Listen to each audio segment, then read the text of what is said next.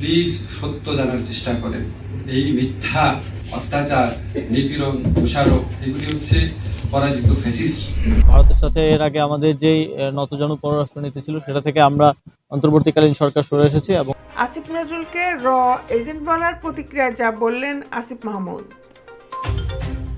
ঢাকা বিশ্ববিদ্যালয়ের অধ্যাপক ও অন্তর্বর্তী সরকারের আইন উপদেষ্টা আসিফ নজরুলকে রয়ের এজেন্ট বলায় প্রতিক্রিয়ায় মুখ খুলেছেন স্থানীয় সরকার ও যুব ক্রীড়া উপদেষ্টা আসিফ মাহমুদ সজীব ভুঁইয়া। 11 ডিসেম্বর বুধবার রাত 11:30টার দিকে নিজের ফেসবুক আইডিতে দেওয়া এক পোস্টে তিনি এই নিয়ে কথা বলেন।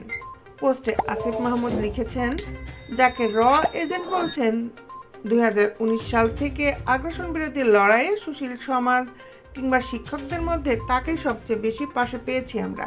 তিনি আরও লেখেন, এনআরসি সিএএ বিরোধী আন্দোলন, আবরার ফাহাদ হত্যার প্রতিবাদে আন্দোলন, আগ্রাসন বিরোধী কর্মসূচি থেকে যখন জেলে গেলাম সবসময় আসিফ স্যার আমাদের পাশে দাঁড়িয়েছেন। আমরা ক্যাম্পাসের 15 থেকে 20টা ছেলে মেয়ে আর আসিফ নজরুল স্যার। ওই পোস্টে তিনি আরও বলেন, সমালোচনারও কিছু ম্যানার থাকা দরকার, যেটাকে গঠনমূলক সমালোচনা বলা হয়। এসব বিষয়ে কিছু বলতে চাইনি, কিন্তু র এজেন্ট বলার পর আর চুপ থাকা গেল না। অবশ্য আপনাদের কনস্পিরেসি থিওরিতে আমাদের আন্দোলনও র পরিচালিত ছিল, যে আন্দোলনে পরবর্তীতে ফ্যাসিস্ট হাসিনার পতন হয়েছে। সংশ্লিষ্ট সকলের প্রতি আহ্বান জানিয়ে আসিফ মাহমুদ বলেন, আমরা এবার একটু কনস্ট্রাকটিভ হই, না হলে এত ত্যাগের ফলে যে দেশ গড়ার স্বপ্ন আমরা দেখছি তা ভুলুণ্ঠিত হবে। এতটুকু আহ্বান থাকবে।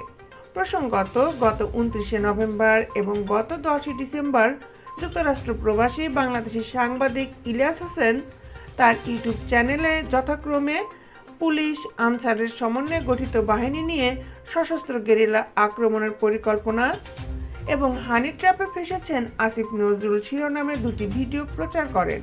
এতে আইন উপদেষ্টা আসিফ নজরুলের বিভিন্ন বিষয়ে সম্পৃক্ততার দাবি করেন তিনি, জানে ব্যাপক আলোচনা সমালোচনার সৃষ্টি হয়। এমন প্রেক্ষাপটে উপরোক্ত মন্তব্য করলেন অন্তর্বর্তী সরকারের এই উপদেষ্টা। দিয়েছেন। তবে আমাদের দিক থেকে যেটা বলা হয়েছে সেটা হচ্ছে আমাদের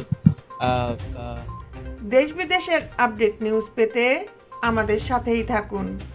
জাস্টিস টেলিভিশন, ঢাকা।